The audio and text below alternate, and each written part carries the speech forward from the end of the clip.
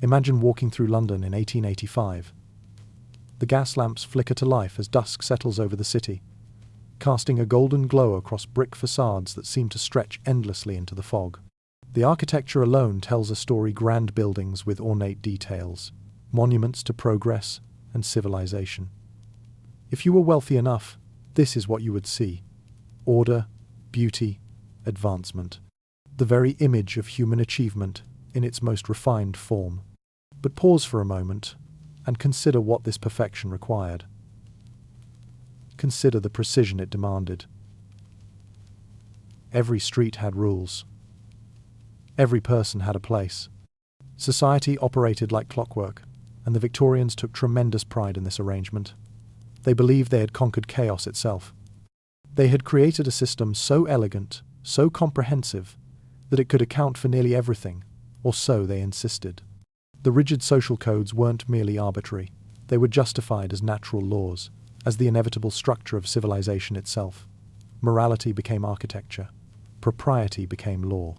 Yet here is where the story develops an uncomfortable wrinkle. The very system designed to maintain perfect order was generating its opposite. Beneath those gaslit streets, beneath the polished facades and the carefully maintained appearances, something was growing. Something the official narratives refused to acknowledge. While Parliament celebrated technological progress and imperial dominance, while the wealthy hosted elaborate dinners where conversation revolved around virtue and civilization, entire populations were being squeezed out of the system entirely. Not by accident, by design. The contradiction was almost baroque in its scale. Children as young as 5 worked in factories for 12 hours a day, their small fingers perfect for operating machinery, while their employers returned home to read moral philosophy.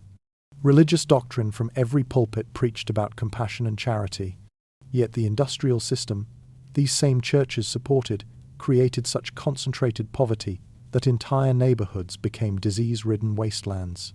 The gap between what was said and what was done grew so vast that it became its own kind of geography. And this is the crucial moment in our story, when systems designed to eliminate disorder through absolute control inadvertently create the conditions for resistance.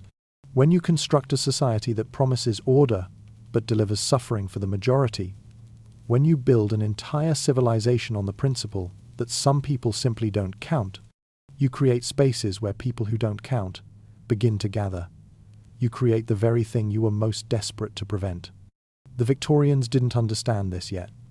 They believed their façade was impenetrable. They believed that by refusing to see the suffering, they could make it disappear. But the human need for survival, for dignity, for community, these don't respect social codes or official denial. They persist, they organize, they find their own ways forward, even when society has decided those ways don't exist. This is where our journey begins. In that moment when a civilization built on perfection begins to generate its shadow. When the price of order becomes so high that people have no choice but to create their own worlds beneath the world they've been assigned to inhabit. The numbers tell a story that the official histories often gloss over. In the year 1800, London's population stood at approximately 1 million souls. By 1900, it had swelled to over 6 million. This wasn't gradual expansion. It was explosive, chaotic growth that the city's existing infrastructure couldn't possibly accommodate. Imagine that pressure. Imagine what happens to a system when it's forced to contain 6 times more people than it was ever designed to hold. The Industrial Revolution had promised transformation. Factories offered employment for the desperate, hope for the hopeless. Rural populations flooded into cities, believing the propaganda that cities meant opportunity, that industry meant progress, that everyone could find their place in this new machine. What they found instead was competition so fierce that wages collapsed to barely survivable levels. What they encountered was a rigid class system that made upward mobility almost impossible. What they discovered was that the promises were designed for the few, not for the many. The neighborhoods that resulted from this massive influx were unlike anything that had existed before. Whitechapel, Seven Dials, Street Giles, these weren't merely poor, they were condensed suffering. Buildings that had been designed for 100 inhabitants now housed 400. Cellars, attics, and every available corner filled with families with nowhere else to go. The air itself became toxic, thick with coal smoke and human waste and disease. Cholera didn't strike randomly. It came to these places with clockwork regularity, as if poverty itself was a communicable disease. Henry Mayhew, one of the few Victorian-era observers who actually descended into these neighbourhoods and documented what he found, described scenes that almost defy comprehension. He encountered families living in spaces barely larger than closets, sharing beds in rotation because there were too many people and too few beds. He found workshops operating in conditions that would horrify modern safety inspectors. He witnessed the systematic erasure of entire categories of people, not through violence, but through simple indifference. This is the crucial detail that makes what happened next inevitable. The Victorian system didn't just create poverty. It created such absolute desperation that normal survival strategies ceased to function. You couldn't work your way out when wages were set below survival. You couldn't appeal to charity when charity was overwhelmed and conditional on humiliation. You couldn't migrate upward when the doors were locked tight against you.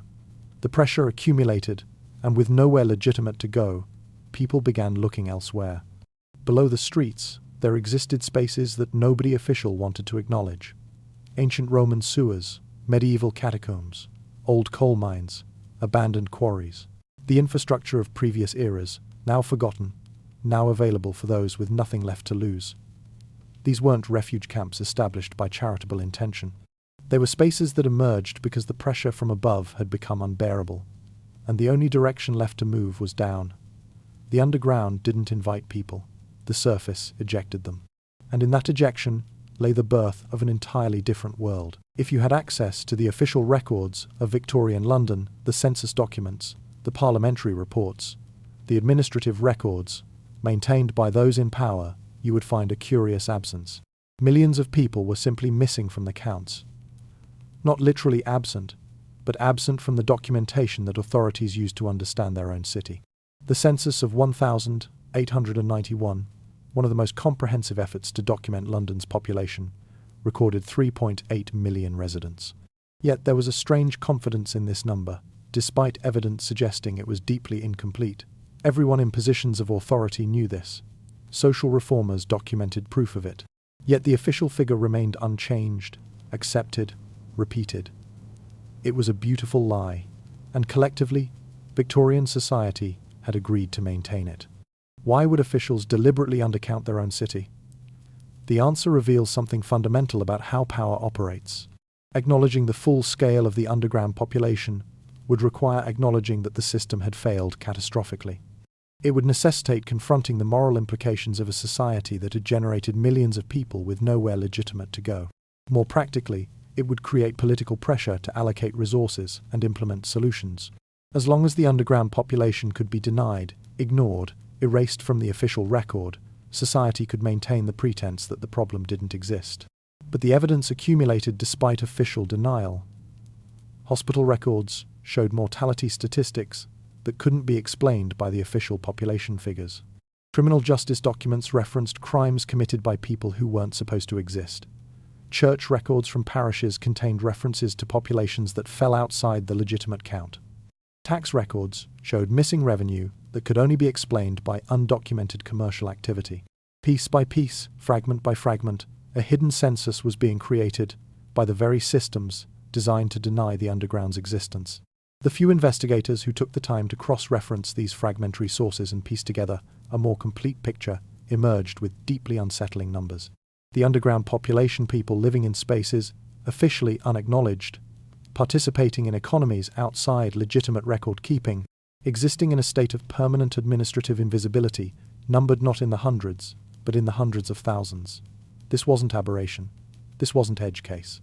This was a significant population that the city depended upon even as it refused to count them. And the more people looked, the more they realized that the Victorian social order wasn't failing, despite the underground. It was only functioning because of it. The Metropolitan Police was established in 1829, long before most of the population we're discussing had been born. It represented something new in human civilization, a professional, organized force designed to impose order on urban populations through systematic surveillance and enforcement. The Victorians saw it as progress. Finally, they believed, the chaos of city life could be controlled. Finally, society could maintain the perfect order it had always dreamed of. What they didn't anticipate was the emergence of something equally organized in direct opposition. As official law enforcement expanded its reach, criminal organizations didn't simply accept suppression. They evolved, they adapted, they created their own hierarchies, their own territories, their own codes that rivaled official law in their comprehensiveness and their power over those who lived within their sphere of influence. The distinction between organized crime and official governance became oddly blurred in Victorian London. Both operated through territorial control. Both maintained hierarchies and chains of command. Both offered protection, one through law, one through threat. Both required loyalty from those within their domain. The difference wasn't structural. It was merely in the color of authority and which side of legality they chose to operate on. And in many cases, even that distinction was negotiable. The criminal networks that controlled specific neighborhoods operated with stunning sophistication. The flash houses establishments that served as meeting places for thieves and other criminals functioned almost like clubs with formal membership requirements and codes of conduct. Organized theft didn't just happen randomly. It was coordinated by networks that managed territory, negotiated boundaries with rival organizations, and operated with profit margins that legitimate businesses might have envied. Counterfeiters established manufacturing operations that produced currency so perfect that even bankers struggled to distinguish it from legitimate notes. These weren't scattered petty criminals, they were organized enterprises. Police records from the period reveal the complexity of these criminal hierarchies. Officers attempting to suppress organized crime found themselves facing not disorganized desperation, but structured opposition. Gang leaders maintained communication networks across the city. Initiation ceremonies marked entry into organizations. Ranks existed with corresponding responsibilities and privileges. Failure to follow protocol resulted in punishment that was swift and permanent. This wasn't lawlessness, it was an alternative system of law. Perhaps most disturbing to Victorian authorities was the realization that their own police forces were sometimes indistinguishable from the criminals they were supposed to apprehend. Corruption was so endemic that historians still struggle to determine where official law enforcement ended and criminal organization began. Officers received payments for looking the other way. Some participated directly in criminal enterprises. The boundary between enforcer of law and enforcer of alternative law became so porous that it often didn't exist at all. The criminal underground, in other words, hadn't emerged despite the expansion of state control. It had emerged because of it. The more comprehensive the official system became, the more sophisticated the alternative system had to be to survive. What had started as desperate survival mechanisms evolved into genuine alternative governance structures, hierarchical, organized, and ultimately more responsive to the populations they served than the official systems that had abandoned those populations to their fate. If you were to read accounts from the 19th century describing those who lived in the criminal underground, you would encounter a particular kind of person that modern sensibilities struggle to categorize. They were criminals, yes, but they operated according to ethical codes that often exceeded those of the legitimate world. They betrayed each other, certainly, but betrayal had consequences. They stole, without question, but within their communities, there existed concepts of fairness and reciprocity. They were simultaneously the embodiment of lawlessness and the adherence to a different kind of law entirely. Consider the concept of honor as it operated within these communities. A contract made between criminals was more reliable than many legitimate business agreements. If a thief promised to deliver stolen goods, that promise was kept. If a criminal organization agreed to protect someone, that protection was absolute. Violation of these commitments resulted not in legal proceedings, but in execution, sometimes literal, always complete social erasure. The underground maintained order through reputation and consequences, and both were ruthlessly enforced. This shouldn't be romanticized into noble outlaws standing against unjust systems, but neither should it be dismissed as pure amorality. The ethical codes of the criminal underground emerged from practical necessity. Trust was essential for survival. Loyalty had to be absolute because detection and prosecution meant transportation or death. A reliable reputation was worth more than any amount of money or temporary advantage. Those who violated these codes weren't just criminals. They were traitors, and the punishment was correspondingly severe. Letters intercepted by police and later preserved in archives reveal something unexpected. These were literate men and women discussing philosophy, relationships, meaning. They articulated reasons for their choices that went beyond simple greed or desperation. Some had been born into criminal families and saw no alternative. Others had tried legitimate life and found it impossible. Some had political motivations, viewing their activities as resistance against systems that had victimized them. The interior lives of these people were complex, morally ambiguous, deeply human. Survivors who left the criminal world and later spoke to reformers and investigators provided testimony about the internal cultures of these organizations. There were moments of genuine community, celebrations of successful operations, rituals that marked transitions and initiations. There was pride in expertise and reputation. There was also genuine affection, kinship that transcended the purely instrumental. These were people who had created entire worlds based on principles of loyalty and honor that were actually more consistently maintained than many legitimate institutions. The critical realization is that the criminal underground wasn't simply parasitic on legitimate society. It was providing genuine social organization, genuine community, genuine meaning to people who had been abandoned by the legitimate world. The codes and philosophies that governed it weren't inferior approximations of legitimate law. They were different expressions of universal human needs for order, justice, and belonging. Understanding this doesn't excuse crime, but it reveals something profound. When mainstream society fails people catastrophically, they create alternatives that often function with remarkable internal consistency and moral seriousness. While the Bank of England counted its gold reserves and celebrated the triumph of modern finance, an entirely parallel economic system was flourishing in the shadows. This wasn't accidental or marginal. It represented the primary means by which millions of people participated in exchange and accumulated resources. The official economy, which Victorian economists described with such pride, was only one component of London's actual economic life. The other component operated entirely outside the view of official record-keeping. The stolen goods market alone represented an astonishing volume of commerce. Organized theft networks didn't just steal randomly, they operated according to supply and demand principles. There were specializations, certain gangs focused on textile theft, others on jewelry, others on cargo from the docks. Goods moved through established distribution networks. Fencers purchased stolen items at predictable prices and resold them through predictable channels. Quality standards existed. Customer service happened. This was retail, just outside the law.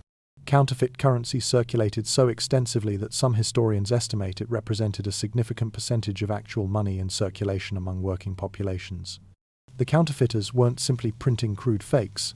They were manufacturing currency that was often indistinguishable from legitimate notes.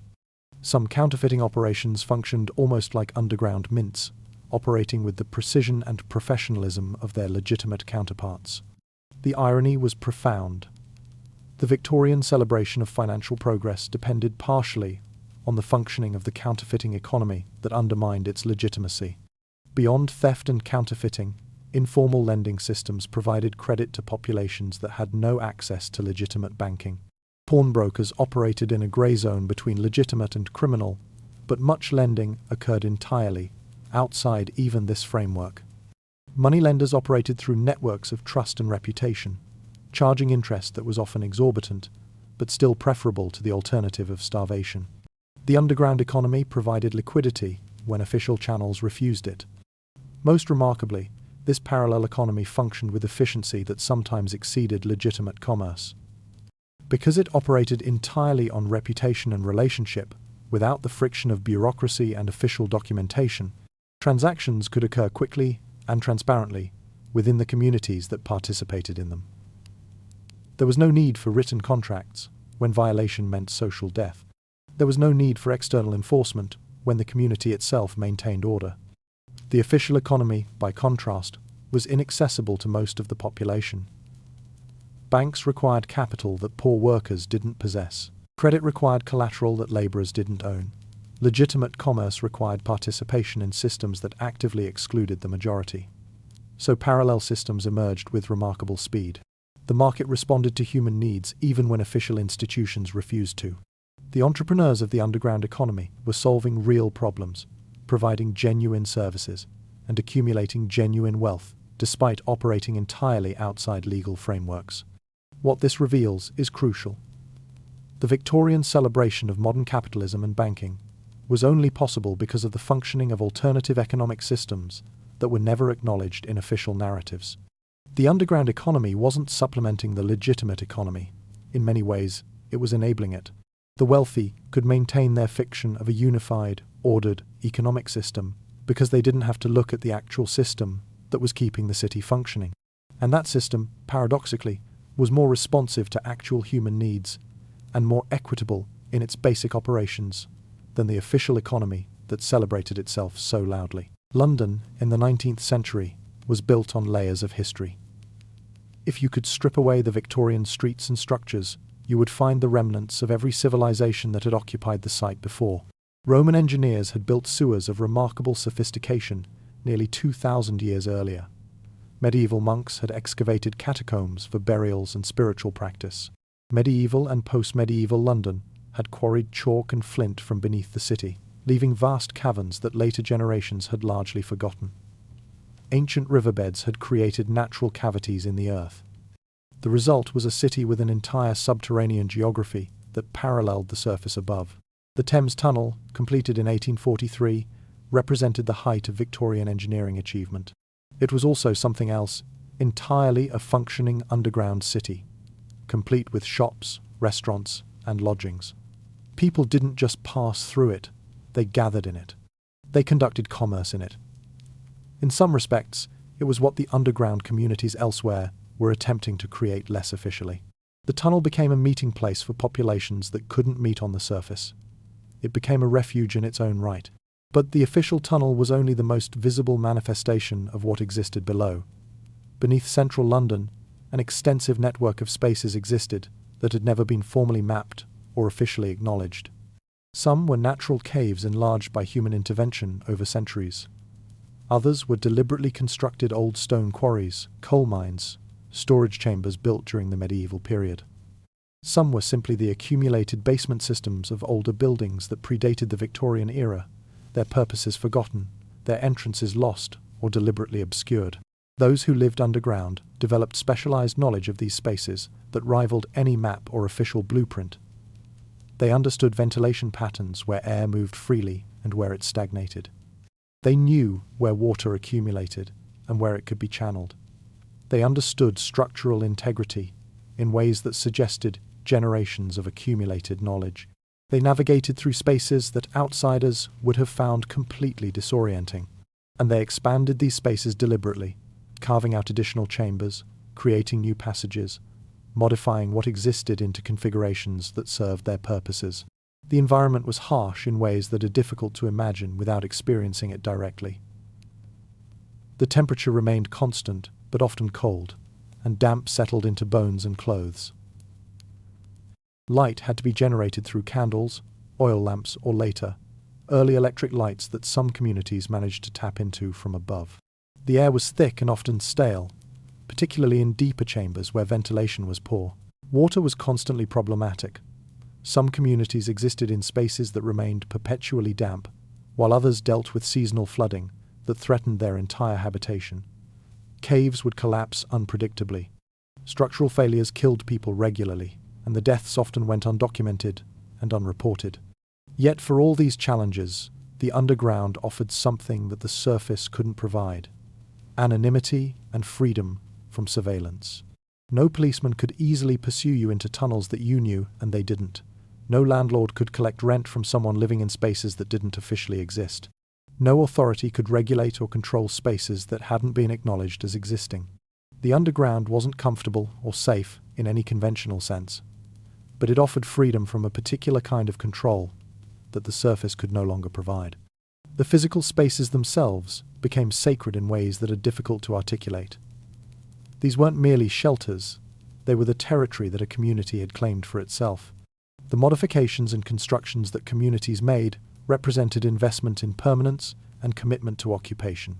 The fact that underground residents spent years modifying and improving their spaces suggests that they weren't thinking of their underground life as temporary. They were building permanent homes, creating civilizations that they believed would persist.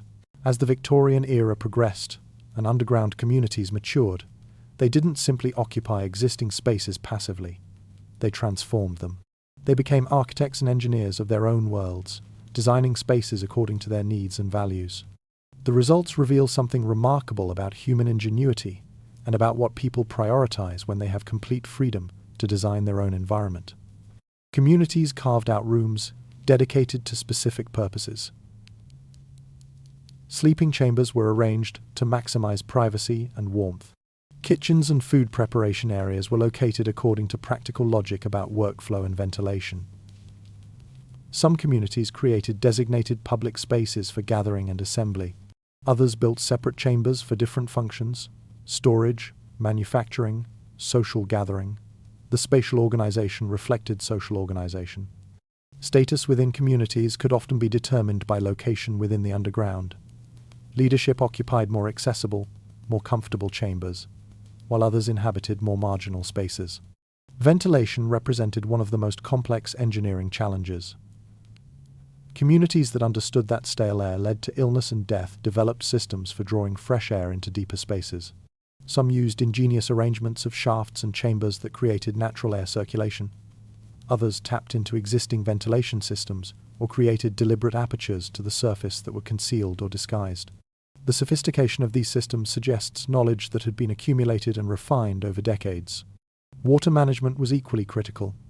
In spaces that were naturally dry, communities built systems to prevent water infiltration and maintain usability during rainy periods. In spaces that accumulated water, they constructed channels and reservoirs to direct flow and create usable storage for drinking and washing. Some communities developed remarkably sophisticated plumbing systems that would have impressed contemporary engineers' channels carved into stone and carefully angled to direct flow according to designed purposes. Most remarkably, underground residents decorated their spaces and made them personal. Archaeological evidence reveals that communities didn't live in stark, purely functional environments. They carved designs into walls, they created altars and spiritual spaces. They hung cloth or leather to create visual boundaries and psychological separation. They painted or marked surfaces in ways that suggested aesthetic choice, not merely functional organization. The spaces they created weren't just shelters from the hostile surface above, they were homes in the deepest sense. They were expressions of identity and belonging. When police conducted raids and documented what they found, their surprise was evident in the language they used. One report described discovering a room decorated with considerable taste and attention to detail, suggesting an architect's hand. Another noted chambers of such structural sophistication that legitimate engineers would have found them impressive. The officers encountered evidence of human creativity, care, and investment that contradicted the narratives they had been told about the underground population.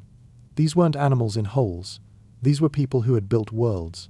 Perhaps most significant is what these spaces reveal about human priorities when hierarchy and official restriction are removed. Underground communities invested enormous effort in creating beauty, privacy, and community space. They built places for gathering and for solitude. They created aesthetic environments despite the fact that no one was forcing them to do so, and despite the challenges of the environment. The impulse to create meaning, beauty, and order wasn't something imposed from above. It was something that emerged from within when people had the freedom to act on it. Beneath the official geography of Victorian London existed an entire shadow geography with its own districts, neighbourhoods, and territorial boundaries. The underground wasn't a single unified space, but a collection of communities that sometimes cooperated, often competed, and maintained distinct identities and territories. Mapping this hidden city requires piecing together evidence from police reports, criminal investigations, social surveys, and modern archaeological work. The picture that emerges is one of surprising sophistication. Different areas of underground London served different functions. Some territories were primarily residential, relatively stable communities that had occupied the same spaces for decades and maintained relatively peaceful relationships with neighbours. Other underground areas functioned as commercial hub spaces, where stolen goods moved through established distribution networks, where counterfeiting operations maintained workshops, where organized criminal enterprises conducted business. Some underground territory was transient, serving as temporary shelter for homeless populations that cycled through based on season and circumstance. The territories were organized with surprising logic. Communities that engaged in similar activities often clustered together in particular underground regions, creating something almost like specialized industrial zones. Counterfeiting operations occupied specific areas with the appropriate geological features and access to necessary materials and transportation. Theft-related operations controlled territories that had good access to potential targets above and defensible positions for storage and distribution. Communities engaged in manufacturing particular goods often occupied the same general area, suggesting not just coincidence, but deliberate choice, and possibly even formal organization. Territorial boundaries were maintained through force and tradition. Communities understood which spaces belonged to whom, and encroachment on another community's territory could result in violent conflict. Police reports document organized fights between different underground factions competing for control of particular spaces. Yet there was also evidence of negotiation, of treaties between groups, of mutually agreed boundaries that were generally respected. This wasn't chaos, this was politics. The underground had diplomacy. Trade and communication between territories occurred regularly. Goods moved between underground communities. Information was transmitted about police movements, about opportunities, about threats. Some communities served as intermediaries between different underground regions, facilitating exchange and maintaining networks of relationship. The overall picture is one of an interconnected underground city that maintained internal communication and commerce, despite being geographically fragmented. Surface geography, to some extent, determined underground geography. Communities that existed beneath poor neighborhoods of the surface often had different characteristics than those beneath wealthy areas. Underground space beneath commercial areas might be organized differently than space beneath residential neighborhoods. The underground wasn't truly separate from the surface. It existed in a kind of symbiotic relationship with it, shaped by and responsive to the geography above. By the 1882, a detailed underground geography existed that was known to police, to criminal organizations, and to those who navigated it regularly. It was documented in police raid reports, in criminal investigations, in the records of social surveyors.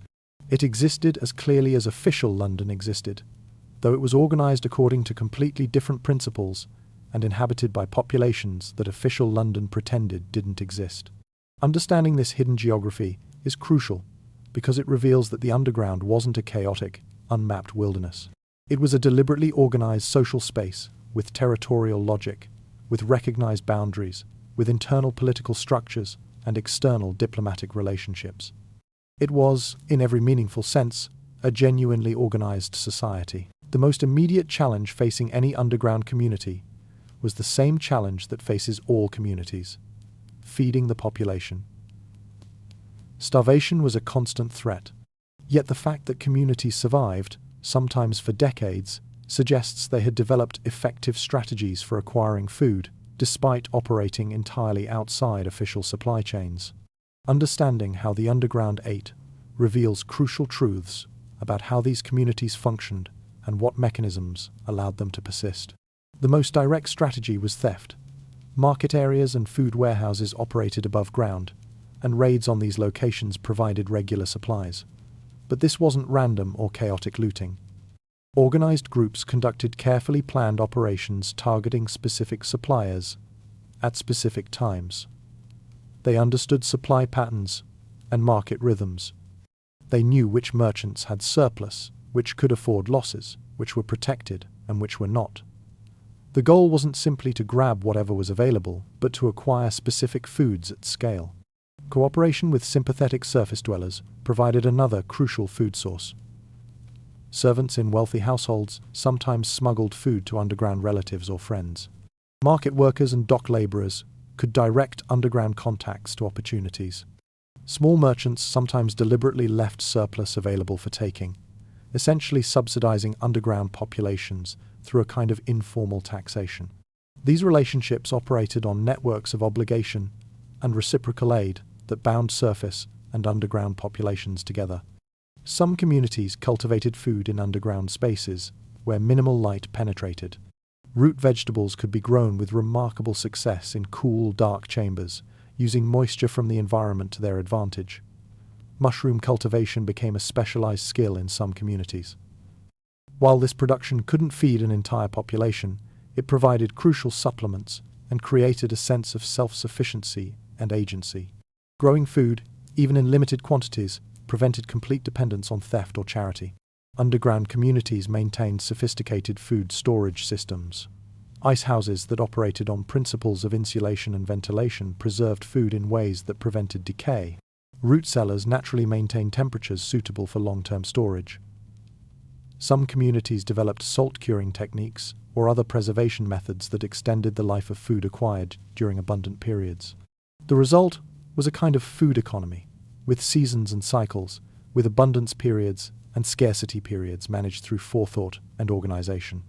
Most remarkably, despite these challenges, nutritional deficiency wasn't dramatically more prevalent in documented underground communities than in the poorest surface neighborhoods. This suggests that underground survival strategies were at least as effective as the strategies available to the poorest surface populations. Death from starvation occurred, certainly, but it seems to have been less common than contemporary stereotypes about underground life would suggest. Communities had solved, at least partially, the fundamental problem of food security. The distribution of food within communities reinforces what we know about underground social organization. Leadership often maintained control over food supplies, using differential access to food as a means of maintaining hierarchy and ensuring compliance with community norms. Yet there also exists evidence of more egalitarian distribution systems, of community members collectively ensuring that all were fed, even when supplies were limited. The variety suggests that different underground communities organized themselves according to different principles, with different values regarding how resources should be distributed and how community obligations should be structured. If you had visited an underground community in Victorian London and described what you found, one detail would likely shock contemporary observers. These weren't silent, grim, desperate holes where people merely struggled to survive. They were spaces where music sounded, where stories were told, where moments of joy and beauty interrupted the darkness. Underground communities created and participated in culture in ways that reveal fundamental truths about human need. Music flourished in the underground. Testimony from the period describes musicians performing in underground chambers, creating sounds that echoed strangely off stone walls. Observers noted that the acoustics were often remarkable. The chambers functioned almost like natural amphitheaters. Concerts and performances occurred with regular frequency. The music ranged from traditional folk songs to contemporary popular music to improvised compositions. What mattered wasn't the genre, but the fact that communities prioritized music as a central part of their shared life. Theatre emerged in some underground communities. Performances occurred in larger chambers designated as public gathering spaces. Plays and dramatic performances were created and performed by community members. The script sometimes drew on contemporary political events or social commentary, suggesting that underground theatre was a vehicle for processing and understanding the conditions of underground life. The fact that communities invested time and energy in creating theatrical performances, despite having neither resources nor external audiences, reveals something about the human impulse to create meaning through art. Gambling thrived underground with remarkable intensity. Games of chance provided entertainment and excitement in an otherwise harsh and limited existence. They also provided a mechanism for redistribution of resources within communities, creating the possibility of dramatic upward or downward mobility through chance. The intensity of gambling suggests it served psychological and social functions beyond simple entertainment. It provided hope, drama, and the possibility of transformation that ordinary life in the underground didn't offer. Illegal printing presses operated in some underground communities, producing not just counterfeited currency, but also newspapers, manifestos, and radical literature. These publications reveal the intellectual lives of underground populations. The writing wasn't crude or simplistic. It engaged with contemporary political philosophy, with critiques of industrial capitalism, with visions of alternative social organization. The fact that underground communities took resources to produce and distribute these publications, despite the legal consequences, reveals that they were engaging in political and philosophical work, not merely struggling for survival. Storytelling traditions maintained and transmitted cultural knowledge and values.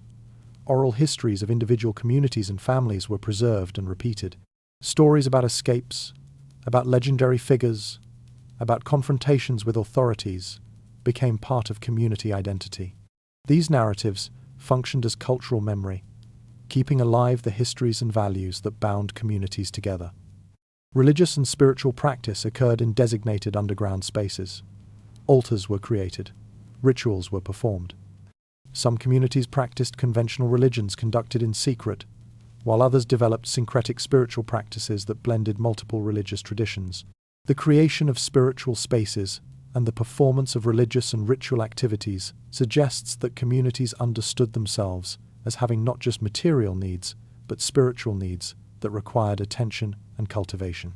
The diversity and sophistication of underground culture reveals something crucial. These communities understood themselves as cultures, not merely as survival operations. They invested resources into creating meaning, beauty, and continuity. They maintained traditions and created new cultural forms. They engaged with art and spirituality and politics. They created the full range of cultural expressions that define human communities. The underground wasn't a mere warehouse for storing people. It was a space where human culture flourished under the most challenging circumstances imaginable. Despite the apparent separation between underground and surface worlds, they were never truly isolated. Goods, people, and information flowed constantly between them. Some individuals lived multiple lives, moving between surface and underground according to circumstance and need. Some surface dwellers regularly descended into the underground for various reasons. The boundary between the two worlds was permeable, constantly crossed, never entirely solid. The occupations that existed at the intersection of underground and surface worlds were crucial. Dock workers had access to goods arriving from everywhere. Street sweepers and cleaners worked in areas where they encountered both populations. Servants working in wealthy households could smuggle goods to underground connections. These occupations, considered marginal by mainstream society, became crucial nodes in networks connecting surface and underground communities. Underground residents emerged from the depths during night hours, when surveillance was lighter and movement less observed. They conducted business on the surface, acquired supplies, gathered intelligence about police movements and official activities. They maintained disguises that allowed them to pass in surface society without drawing attention. The fact that they successfully moved through surface space suggests that the distinction between underground and surface populations wasn't always visually obvious. People who lived underground during daylight hours might be indistinguishable from surface poor at night. Surface dwellers descended into the underground for various purposes. Some were motivated by curiosity, wealthy slummers, seeking thrills and exotic experience. Others were driven by necessity, seeking goods or services available only in the underground. Some were government officials or police conducting surveillance or raids. Still others were refugees from the surface, fleeing prosecution or violence, and seeking temporary or permanent refuge. The types of surface people descending into the underground changed depending on circumstance and opportunity. The flow of information between worlds was continuous. Underground communities maintained detailed knowledge of police movements and intentions through informants and observation. This intelligence allowed them to adapt their activities and prepare for raids. Meanwhile, surface society gleaned information about underground conditions through captured criminals, police reports, and the testimony of those who had spent time below. Everyone, both surface and underground, was engaged in intelligence gathering about the other world. Money moved between worlds in both directions. Underground communities acquired legitimate currency through theft, counterfeiting, and commerce. Surface dwellers who patronized underground services, purchasing stolen goods, accessing illegal establishments, acquiring contraband paid in money that flowed back underground. Some underground residents had accumulated enough wealth to invest in surface property or operations, creating legitimate business fronts that served both practical and money laundering functions. Perhaps, most remarkably, legitimate society required the underground. The stolen goods market served populations who couldn't afford legitimate commerce. The counterfeited currency circulated through working-class communities, providing monetary supply when official currency was insufficient. Illegal services provided by underground communities filled gaps that legitimate society had refused to address. The underground wasn't parasitic on the surface, it was complementary, providing functions that the surface economy and official services failed to provide. The relationship was so interdependent that both worlds maintained elaborate pretense about each other. Official society acknowledged the underground only through criminal prosecution and police raids, while underground communities accepted official society's denial while maintaining constant interaction with it. The fiction that they were completely separate allowed both worlds to function while relying on each other for crucial services and resources. It was a strange compact, acknowledged mutual dependence expressed through publicly maintained denial. The Victorian Church presented itself as the moral foundation of civilization. Preachers spoke eloquently about virtue and compassion. Yet the actual relationship between religious institutions and underground communities was far more complicated than official narratives acknowledged. Churches weren't merely passive observers of underground conditions. They were implicated in creating them, maintaining them, and sometimes deliberately enabling them. The physical structures of churches contained spaces that communities could use. Crypts and catacombs beneath medieval churches offered shelter. The sacred nature of these spaces provided additional protection. Authorities were reluctant to conduct raids or searches in places designated as holy. Some clergy deliberately turned a blind eye to people sheltering in church basements and catacombs. Others actively facilitated access, viewing it as fulfillment of Christian obligation to provide refuge. The result was that churches became informal way stations for people moving between the surface and underground, spaces where boundaries could be crossed. The knowledge that clergy possessed about underground conditions created profound theological and moral conflicts. Through confession and pastoral care, priests had access to detailed information about poverty, suffering, and underground life. They knew about conditions that the rest of society maintained pretense about not knowing. This knowledge created a burden that many clergy clearly struggled with. Some responded by becoming reform advocates, using their moral authority to pressure society to address poverty. Others maintained the complicit silence that protected their institutional positions. Religious charities operated as buffers between underground and surface worlds. Workhouses, orphanages, and poorhouses were often run by religious organizations with official support and funding. These institutions were designed to provide care but functioned more often as mechanisms of control and surveillance. They documented underground populations even as authorities officially denied their existence. They provided minimal services that allowed populations to survive without adequately addressing the conditions that had created desperation. And yet, for those who passed through them, these institutions were sometimes the only access to shelter or food available. Radical religious movements emerged that challenged official Christianity's accommodation with inequality. Some underground communities practiced heterodox Christianity, developing theological positions that explicitly critiqued wealth and hierarchy. Some were influenced by radical Christian socialism that viewed poverty as a systemic problem requiring systematic solutions. These movements saw underground communities not as moral failures, but as victims of systemic injustice. They used religious language and theology to argue for social transformation rather than individual charity. The institutional contradiction was profound. The Church taught that all humans possessed equal dignity and were equally worthy of love and compassion. Yet the same institutions teaching this doctrine supported and benefited from systems that treated vast populations as less than human. Some clergy attempted to resolve this contradiction through reform work and advocacy. Others resolved it by maintaining the pretense that the contradiction didn't exist. By the end of the Victorian era, it became clear that religious institutions couldn't simultaneously maintain the fiction that underground communities didn't exist while providing services to those same communities. The pressure to acknowledge and address underground conditions came partly from within religious institutions themselves, from clergy and religious activists, who refused to maintain the official denial. The Church's role in sustaining the underground wasn't simply parasitic or exploitative. It was contradictory, containing both complicity and resistance, both denial and acknowledgement. Parliamentary debates on poor laws, housing reform, and urban conditions occasionally broke through the wall of official denial. Speakers would reference underground populations, would describe conditions that matched no official documentation, would make arguments that implicitly acknowledged what they were claiming to discuss without acknowledging. Then the debate would move forward as if nothing had been said. The official record would document both the acknowledgement and the continued denial, preserving contradiction for history to eventually uncover. Government administrators at local and national levels possessed detailed knowledge of underground conditions. Poor law officials had to deal with people attempting to apply for relief despite lacking official residential status.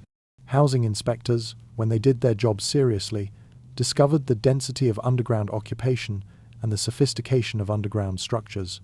Police submitted detailed reports about underground territories, populations, and organization.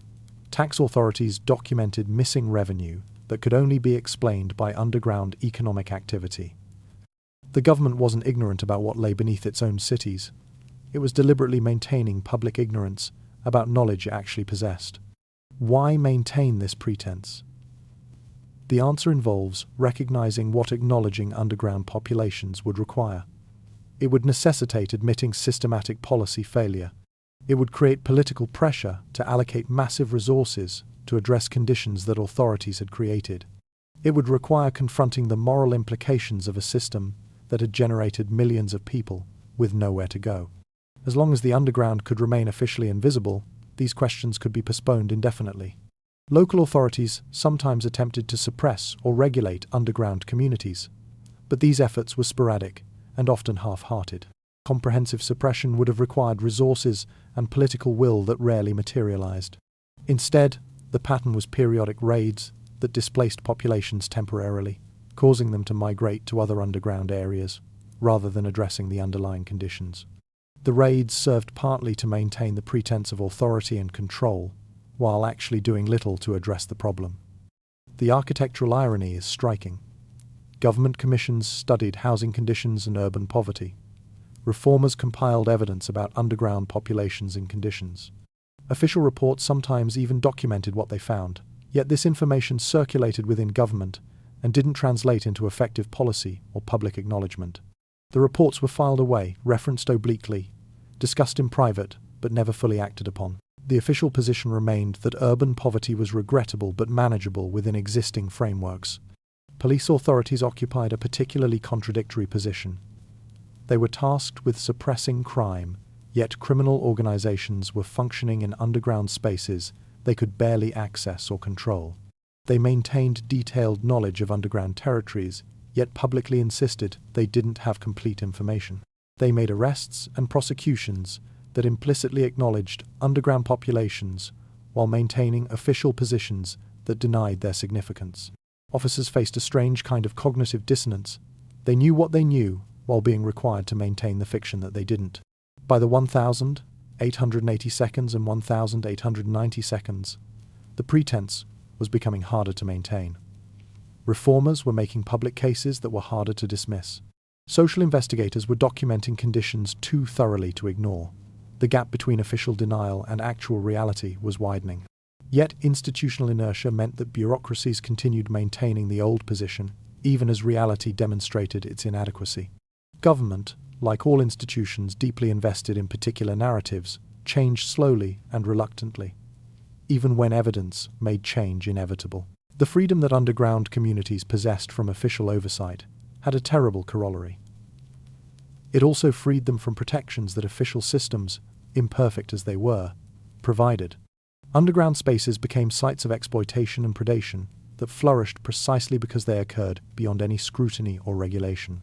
Trafficking networks used underground spaces as holding areas for women and children who had been coerced or deceived into situations of forced labor and sexual exploitation. The underground offered places where victims could be held invisible and controlled without fear of detection. Criminal organizations that operated these trafficking networks exploited the lack of oversight to conduct activities that official society would have prosecuted with extreme severity had it known about them. Forced labor systems operated in underground manufacturing spaces.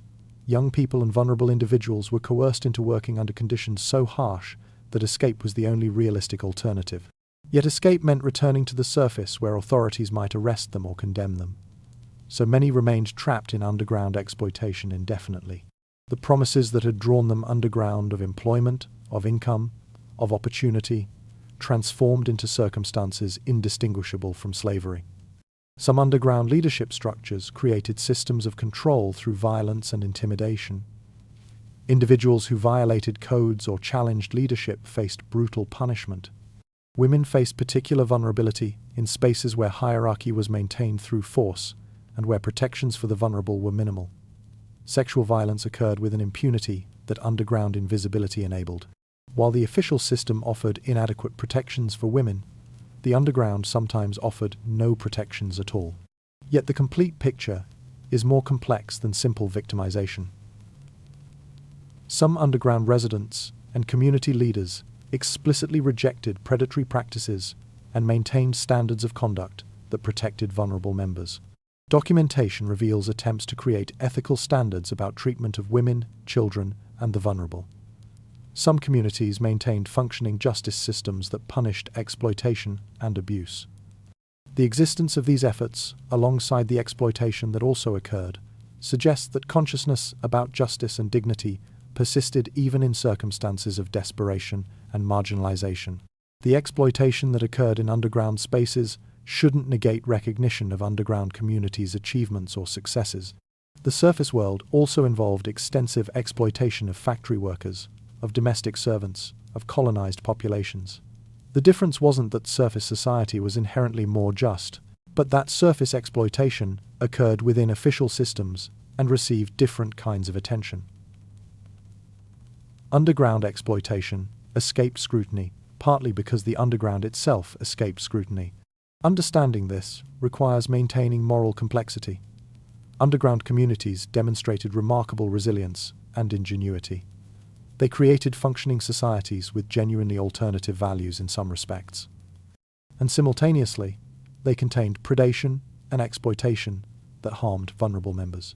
Acknowledging both truth's resistance and vulnerability, achievement and exploitation provides more honest understanding than either romanticizing the underground or dismissing it as purely exploitative. Beginning in the mid-Victorian era, something shifted. The wall of official denial began to crack. Social reformers and investigators started conducting systematic documentation of underground conditions. They descended into spaces that polite society had refused to acknowledge. They produced accounts that were impossible to dismiss or ignore. And gradually, the public consciousness began to transform. Henry Mayhew pioneered social investigation through direct observation and documentation. He didn't theorize about poverty from comfortable drawing rooms. He went to where poor people lived and worked. He conducted interviews. He recorded testimony. He produced detailed accounts of daily life in conditions of poverty that shocked and challenged readers accustomed to official denial. His work on London labour and the London poor, published in the 1,850 seconds and 1,860 seconds, documented populations and conditions that contradicted the narratives of official society. Charles Booth's poverty map, created between 1,886 and 1,903, represented something different but equally important. Booth attempted to systematically map areas of poverty throughout London, using colour coding to indicate different classes of districts. The project required investigators to go door to door, conducting surveys and collecting data. In doing so, they documented underground populations and conditions with unprecedented comprehensiveness. The map revealed the actual geography of poverty in ways that official statistics had obscured. Benjamin Rowntree conducted similar investigative work in York, demonstrating that poverty wasn't just a London phenomenon, but widespread throughout industrial Britain. His systematic documentation of causes of poverty, low wages, unemployment, large families, disability challenged the Victorian narrative that poverty resulted from individual moral failure. Instead, Rowntree's work suggested systemic causes that required systemic solutions. The experience of conducting these investigations transformed the investigators themselves. To document poverty required actual proximity to it, actual encounter with desperate conditions. Investigators returned from the underground, describing what they had witnessed with shock and moral intensity. They couldn't maintain comfortable distance or theoretical abstraction. They had seen what they had claimed to believe didn't exist. The accounts they produced were powerful in ways that official statistics never could be. Testimony from individuals living in underground conditions, recorded and published, gave voice to populations that official society had silenced. Specific stories of specific people made poverty impossible to dismiss as abstract problem. Photographs, when technology made them possible, documented conditions with undeniable clarity. The evidence accumulated in ways that made continued denial increasingly untenable. Yet investigators also encountered significant resistance. Authorities sometimes resisted publishing findings that contradicted official narratives. Underground communities themselves were sometimes suspicious of outsiders, fearing that documentation might lead to increased surveillance and police action. Yet the investigators persisted, understanding that documentation was crucial for moving from denial to acknowledgement to reform. The work of investigators was essential because it transformed the underground from invisible to visible, from deniable to documented. It created moral pressure by making suffering impossible to ignore. It provided evidence that couldn't be dismissed as exaggeration or propaganda. And it established that reform was possible because the problem was finally undeniable. The invisible city had been made visible, and now society would have to decide what to do about what it had seen. Public awareness created by investigative work eventually translated into political pressure that forced legislative response. Parliament could no longer claim ignorance about urban poverty and underground conditions. Reform was becoming inevitable, though the form it would take remained contested. Housing reform emerged as the primary policy response. If underground populations existed because there was inadequate housing, the logic suggested providing better housing would eliminate the need for underground living. A series of housing acts attempted to regulate tenement conditions, establish minimum standards for residential structures, and increase the supply of adequate housing. The theory was sound, the implementation was complicated. Some housing reform genuinely improved conditions. Tenement standards that were implemented and enforced did eliminate the worst forms of overcrowding in some areas.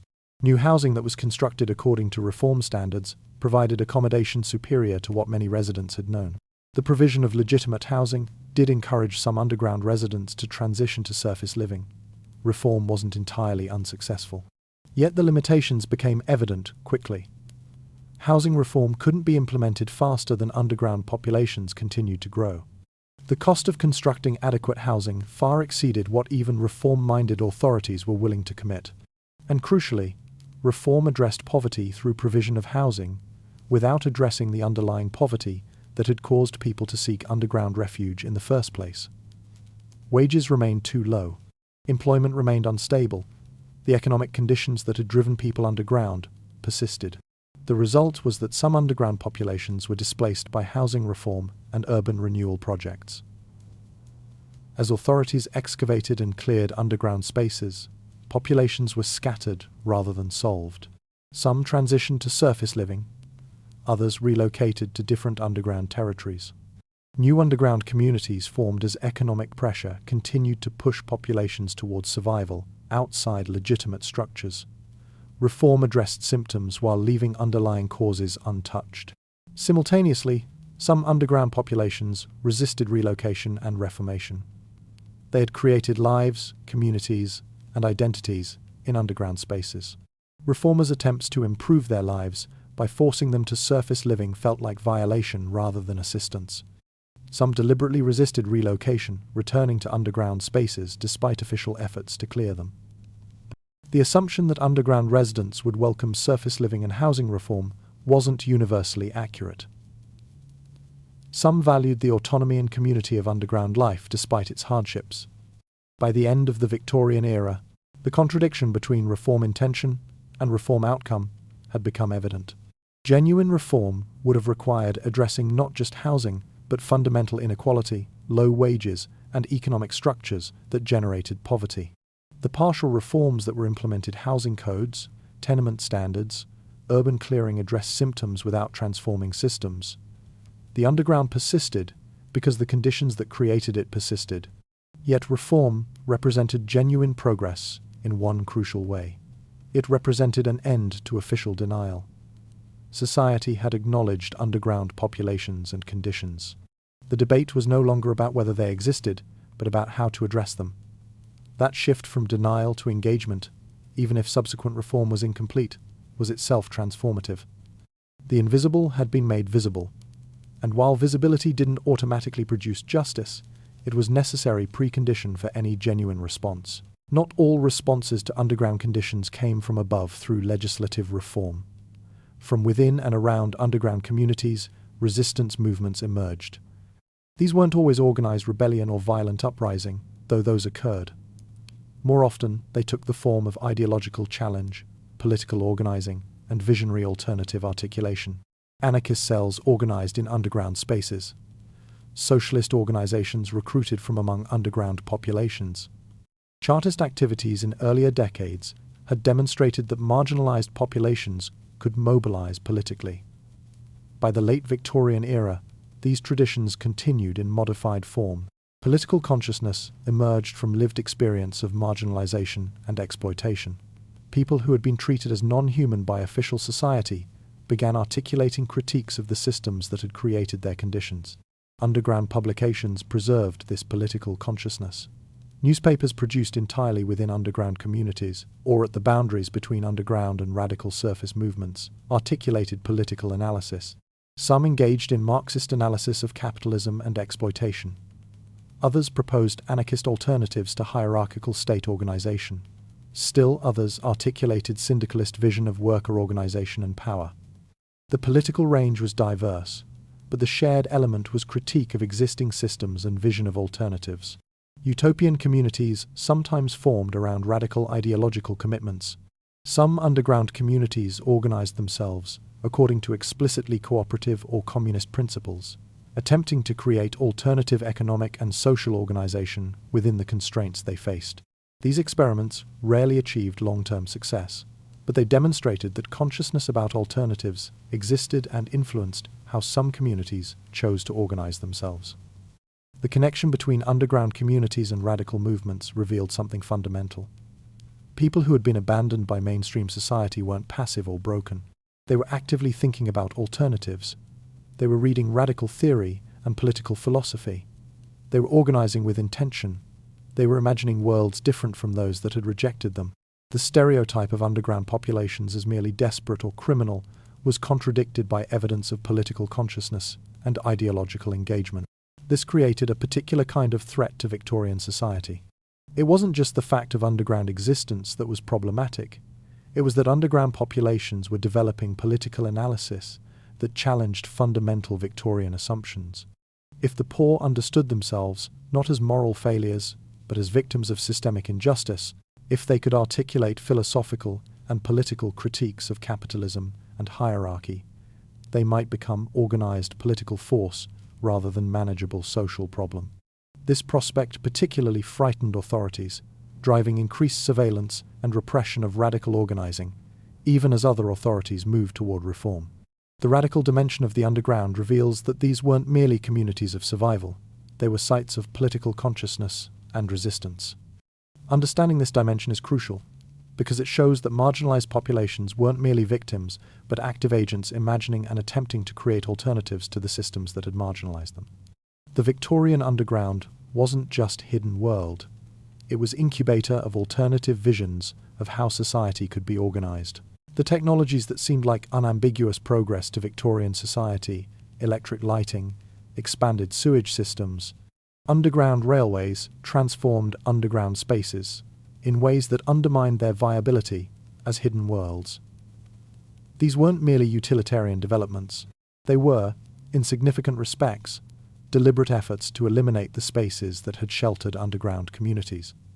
The London Underground Railway system, beginning with the Metropolitan Railway in 1863 and expanding dramatically in the 1880 seconds and 1890 seconds, literally carved through underground territories. The tunnel construction destroyed communities that had existed in those spaces for decades. Archaeologists working on these projects occasionally documented evidence of the underground worlds. They were displacing artifacts, structures, human remains. The construction destroyed lives and communities in the pursuit of modern infrastructure. Engineers and planners understood what they were doing. Parliamentary testimony and technical documents reveal explicit discussion of how underground infrastructure would eliminate underground populations by destroying the spaces they inhabited. The elimination of underground communities wasn't incidental to the progress of urban infrastructure. It was partly its intention. Modernization involved suppressing the hidden alternative to official society. Electric lighting transformed underground spaces that had depended on darkness for invisibility and refuge. Illumination made underground spaces accessible to authorities in ways they had never been before. Secret passages became visible. Hidden communities could be detected and located. The light itself was symbolic, the elimination of darkness that had enabled alternative worlds. Expanded sewage systems created other transformations.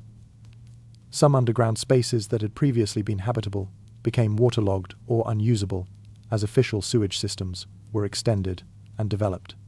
The deliberate engineering of underground water systems displaced communities that had created their own relationships to water and drainage.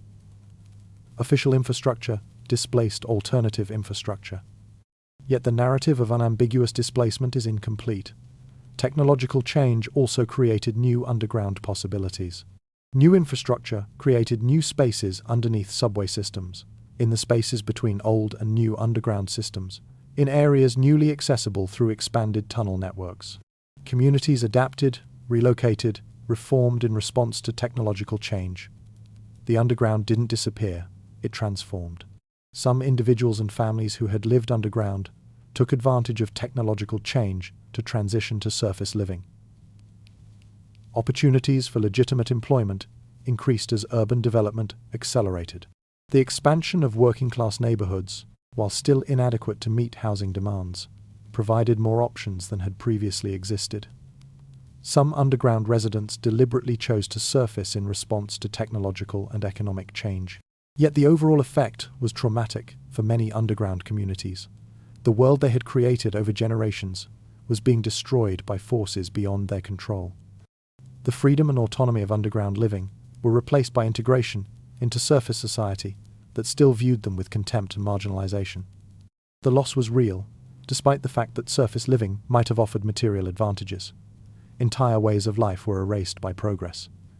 The transition was also incomplete. As technological infrastructure eliminated traditional underground spaces, new populations continued to face marginalization and desperation. The underground didn't disappear. It simply took new forms adapted to new conditions.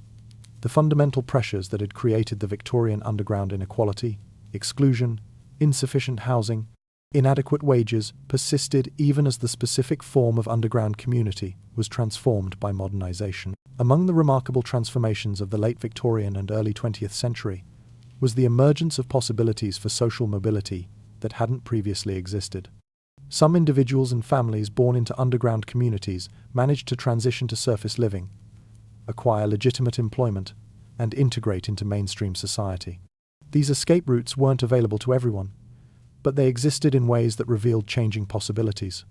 Education emerged as the primary pathway.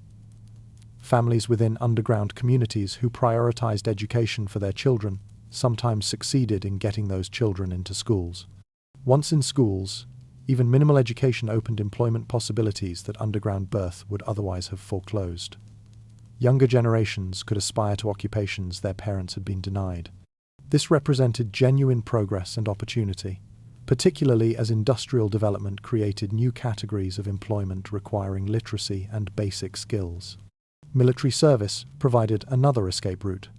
Joining the military offered escape from underground circumstances, provided wages and employment, and offered pathways to various occupations and social positions.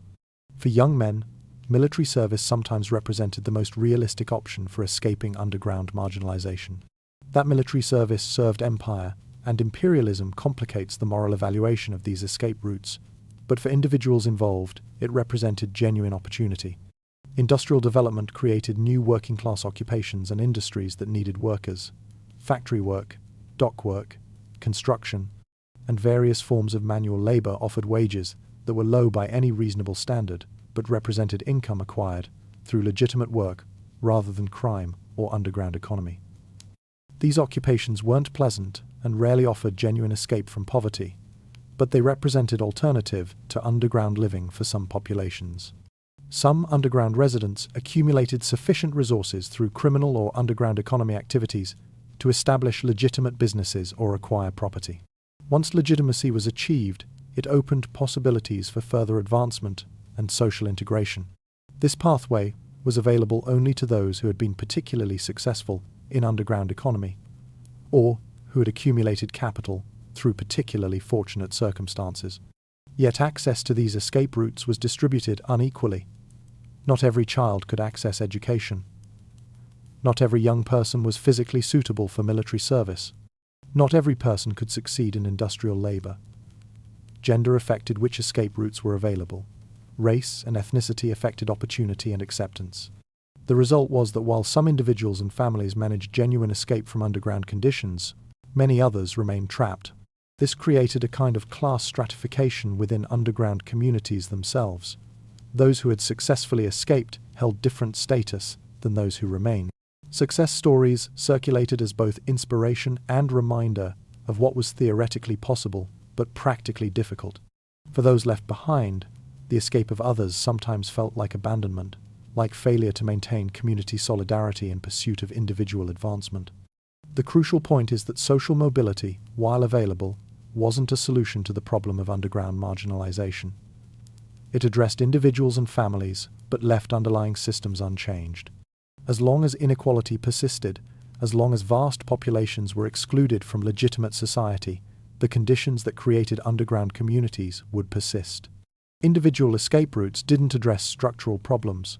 They merely shifted which individuals experienced marginalization and which escaped it. The Victorian underground didn't simply disappear as modernization progressed. Instead, the fundamental patterns that had created it reasserted themselves in new forms. The conditions that had generated underground communities' inequality, exclusion, inadequate legitimate opportunities persisted even as the specific geographical and architectural expression changed. New immigrant populations arriving in major cities in the early 20th century found themselves in circumstances that mirrored those faced by earlier underground populations. Chinese communities, Eastern European immigrants, Southern Italians, and others faced discrimination, exclusion from legitimate society, and pressure toward creating their own parallel structures. They recreated underground economics, underground communities, and alternative social organization adapted to new contexts, but following patterns established by predecessors. Organized crime adapted to changed circumstances. Criminal organizations that had flourished in Victorian underground spaces evolved into 20th century organized crime structures. Some moved above ground in certain respects, establishing legitimate business fronts while maintaining criminal operations. Some maintained underground bases, while operating with more sophistication and scale than Victorian predecessors. Prohibition in the United States created entirely new underground economies and criminal organizations optimized for the specific conditions of prohibition. Radical political movements that had gestated in Victorian underground spaces continued to evolve. Some transformed into legitimate political parties and organizations as political opportunities expanded. Others remained clandestine, using underground spaces and organizing methods refined through experience with Victorian conditions. The communist, anarchist, and socialist movements that had connections to Victorian underground communities continued into the 20th century with transformed but recognizable characteristics. The crucial pattern that reasserted itself was this: whenever mainstream society excluded significant populations from legitimate participation, those populations created alternative structures. The specific form changed according to technological conditions and circumstances. The underlying dynamic remained constant. Underground organization wasn't uniquely Victorian. It was a response to universal pressures that recurs whenever conditions create it. Understanding Victorian underground communities therefore illuminates not just the Victorian past, but ongoing historical patterns. Every major city contains hidden populations, underground economies, parallel social structures. Some are dramatic and visible to observers who look carefully. Others are subtle and partially integrated with mainstream structures. But the pattern persists. Marginalized populations organize themselves, create alternative economies and social structures, maintained distinct cultures and values. What this reveals is something uncomfortable about the claim that modernization and progress solved the problems of Victorian marginalization. In some respects, conditions improved. Access to services expanded. Opportunities increased. Yet the fundamental dynamic that some populations are excluded and therefore create alternative structures persisted. The Victorian underground was a particular historical expression of a general pattern. Understanding it, therefore, provides tools for understanding not just the past, but the present and future. With everything we've explored, a crucial realization emerges. Victorian society's elaborate mythology about order, progress, and rational civilization wasn't false in some simple sense. It was true, but incomplete. The system did generate order, did produce progress, did develop rational structures and institutions. What it also generated, inevitably and necessarily, was the chaos that it claimed to have eliminated. The order depended on the chaos. The surface required the underground. The official system functioned only through the parallel systems that it publicly denied. This wasn't accidental or incidental. It was structural. Victorian ideology claimed that society was unified, that everyone participated in the same system according to the same rules, that progress benefited all. Yet if that were true, there would be no underground. The fact of the underground demonstrates that the system had fundamentally failed to include everyone. Yet, because the system's legitimacy depended on the claim of universal inclusion, the failure had to be denied. The underground had to be invisible. The psychological toll this created was profound. Victorians had to simultaneously know and not know. Officers who conducted raids knew the underground existed, even as their reports officially denied its significance. Authorities made policy based on knowledge they publicly claimed not to possess. Reformers documented conditions they were supposed to pretend weren't happening. The entire society was engaged in a strange performance of denial, maintaining a public fiction while privately operating according to different knowledge. This architecture of denial served real purposes. It allowed those who benefited from the system to maintain the belief in their own virtue. It allowed society to celebrate its achievements without confronting its failures. It allowed policies to continue based on assumptions that reality contradicted. The fiction that the system was working, that everyone had been included, that marginalization was individual rather than systematic, allowed the system to continue unchanged.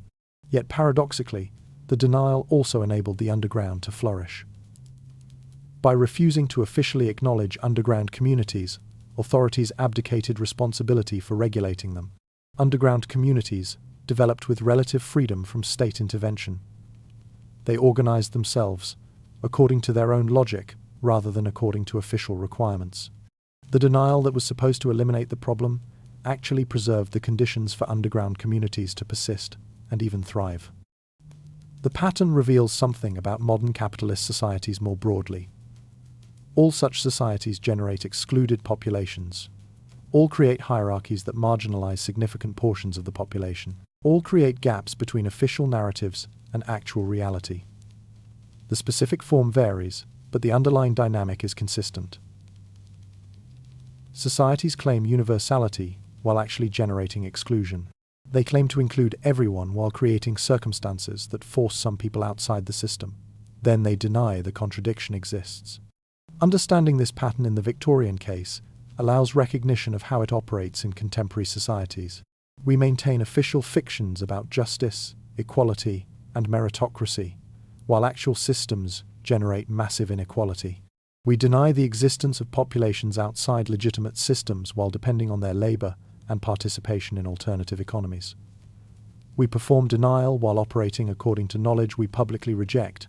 The architecture of Victorian denial remains structurally identical to contemporary denial, just applied to different content and expressed through different mechanisms. Throughout our exploration, we've examined underground communities primarily through the lens of how they responded to Victorian society's failures. Yet another perspective reveals something equally important. Rather than viewing underground communities merely as reactions to marginalization, they can be understood as autonomous civilizations with their own internal logic, values, and achievements that exist independent of their relationship to the surface world. Underground communities developed sophisticated governance structures. They created systems for making collective decisions. They maintained justice systems that addressed conflicts and violations. They established hierarchies that served organizational functions. These weren't primitive or chaotic. They were deliberately constructed political organizations. In some cases, they demonstrated greater accessibility and responsiveness than the official governments that existed above. The economic organization of underground communities, while necessarily different from legitimate commerce, functioned with genuine sophistication. They created systems for distributing resources, for maintaining employment, for generating surplus, for managing scarcity. Some underground economies operated with greater fairness and equity than legitimate economies conducted above. The distribution of goods and resources sometimes followed principles of genuine reciprocity and mutual aid rather than market logic. Underground communities created artistic and cultural traditions. They produced music, theatre, literature, and visual art. They maintained religious and spiritual practices. They celebrated festivals and rituals. They created aesthetic beauty in spaces that were fundamentally ugly and constrained. The culture they produced revealed not primitive desperation, but sophisticated artistic and spiritual engagement with existence. Perhaps most significantly, underground communities articulated philosophies and values that challenged those of the surface world. They valued community solidarity over individual advancement. They valued direct responsibility for each other over abstract institutions. They valued practical ingenuity over credentials and official status. They valued autonomy over security, provided through obedience. These alternative values, born from lived experience of exclusion, represented genuine critiques of mainstream values and genuine alternatives to them. Recognizing underground communities as alternative civilizations rather than mere aberrations allows crucial insight. It suggests that when humans are freed from imposed hierarchies and given space to organize themselves, they tend to create more equitable and community-oriented structures than hierarchical competitive systems. This has radical implications. If egalitarian organization represents a natural human tendency rather than something that must be imposed through force, then the question of why such brutal enforcement is necessary to maintain hierarchical systems becomes even more urgent. Underground communities represent not dystopian failures of order, but utopian expressions of what becomes possible when coercive hierarchies are removed. This doesn't mean they were perfect or free from problems, but it does suggest that the ability to create more just societies isn't dependent on achieving some new form of human nature. We already possess the capacities. We've already demonstrated them. Historical and contemporary examples of more equitable social organization repeatedly emerge whenever conditions permit. The question isn't whether alternatives are possible, but why so much violence and coercion remains necessary to prevent their emergence. Despite extensive documentation of Victorian underground communities by contemporary observers, these communities have largely disappeared from popular historical consciousness and from mainstream understanding of the Victorian era. The history was written out. The memory was erased. And understanding how that happened illuminates how historical narratives are constructed and controlled. Official histories written after the Victorian era focused on narrative lines that served the interests of those writing history.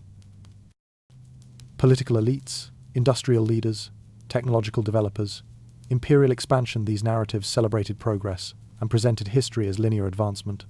Stories about hidden populations that had resisted or existed outside these narratives didn't fit. They were relegated to footnotes or omitted entirely. The historical record became what those in power decided to record and preserve. Class interests shaped historical memory actively. Descendants of Victorian elites had strong interest in preserving narratives that presented their ancestors as virtuous and progressive, rather than complicit in exploitation. Institutions that had benefited from Victorian social organisation had interest in maintaining the mythology of Victorian order and civilization. To acknowledge underground communities fully would require acknowledging the failure and complicity of official institutions. It was far simpler to allow those communities to be forgotten. Academic specialization also contributed.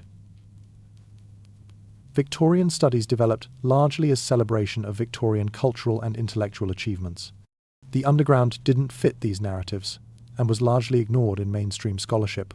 Radical and working-class history that might have preserved knowledge of underground communities was marginalized within academia. The institutional structures of knowledge production systematized the forgetting. The 20th century belief in progress and modernization made the underground seem irrelevant. It was presented as a problem solved through development and reform. Why study the past when progress had made it obsolete? The future was assumed to be moving away from such problems, rather than potentially repeating them. This confidence in modernization reduced incentive to preserve understanding of how marginalized populations had organized themselves in previous eras.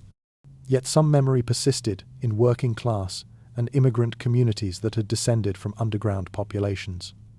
Oral traditions preserved stories and knowledge. Family histories contained references to ancestors who had lived underground. Some radical movements maintained intellectual traditions that traced back to Victorian-era underground organizing. The memory wasn't universal or institutionalized, but it existed in communities rather than in official history. Contemporary recovery of underground history requires actively resisting historical erasure. It requires seeking out voices and documents that mainstream narratives have overlooked. It requires treating fragments and partial evidence seriously. It requires commitment to recognizing and preserving experiences that official history deliberately excluded. This recovery work is itself political, an assertion that all people deserve to have their experiences acknowledged and preserved rather than erased by time and the interested forgetting of power. The Victorian underground has largely disappeared, transformed and dispersed across time and space. Yet the conditions that created it haven't fundamentally changed. Inequality persists. Marginalization persists. The exclusion of significant populations from legitimate society persists. And consequently, hidden communities continue to emerge in contemporary cities worldwide. Understanding what Victorian societies teach us requires examining what patterns recur in contemporary contexts. In modern Mumbai, Delhi, Lagos, Manila, and countless other cities, vast populations live in circumstances that mirror Victorian conditions in essential respects. Slums and informal settlements represent contemporary versions of Victorian overcrowding. Underground economies, whether informal street commerce, unregistered manufacturing, or criminal enterprise, function as contemporary expressions of Victorian underground commerce. Hidden communities continue to organize themselves in response to exclusion from legitimate society. The mechanisms of denial that characterized Victorian society remain remarkably similar. Contemporary authorities often maintain the fiction that informal economies don't exist while depending on them for essential functions. We acknowledge that homelessness is increasing while maintaining policies that prevent adequate housing solutions. We celebrate development and progress while marginalizing the populations displaced by them. The architecture of Victorian denial remains structurally intact in contemporary contexts. Hidden communities in contemporary cities demonstrate organizational sophistication that mirrors Victorian precedent. Informal settlements maintain governance structures, conflict resolution systems, and community organization. Underground economies operate with market sophistication and efficiency sometimes exceeding formal commerce. Migrant communities recreate cultural traditions and maintain social cohesion despite circumstances designed to prevent it. The human capacity to organize and create meaning in response to marginalization continues to manifest across time and contexts. Contemporary hidden communities also continue to be sites of political consciousness and resistance. Activism for housing rights, for workers' rights, for immigrant rights emerges from communities operating at the margins of official society. These movements maintain continuity with radical traditions that gestated in Victorian underground spaces. The consciousness that marginalization is systemic rather than individual, that alternatives are possible, continues to circulate among excluded populations. Yet contemporary context differs from Victorian in crucial respects. Technology creates possibilities for surveillance and control that 19th century authorities couldn't achieve. Global capitalism operates at scales that make individual cities seem smaller and more interconnected. Climate change and ecological collapse create entirely new pressures on marginalized populations. Yet the fundamental pattern remains. When mainstream society excludes populations, those populations organize themselves according to alternative logics and principles. The persistence of hidden communities into the contemporary moment suggests something crucial. The Victorian underground wasn't anomaly or historical curiosity. It represents a recurring pattern in how human societies actually function. Whenever significant gaps emerge between official systems and actual human needs, between legitimate opportunities and desperate circumstances, hidden communities emerge. They serve functions that official systems fail to provide. They maintain human dignity and community in circumstances designed to prevent both. Recognizing this pattern in contemporary contexts requires the same kind of attention we've brought to Victorian society. It requires looking beneath surface narratives to examine what actually exists. It requires recognizing that what is officially denied often persists in forms we simply refuse to see. It requires understanding that progress claims often obscure continuities of exploitation and marginalization. The Victorian case provides tools for this recognition. Understanding what we've forgotten about the 19th century provides vocabulary and framework for seeing what we're similarly denying in our own moment. Across historical periods and contexts, hidden communities share certain characteristics that reveal fundamental aspects of human nature and social organization.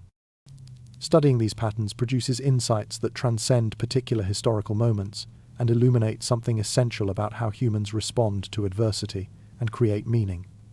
Even under the most desperate circumstances, human beings create culture and beauty.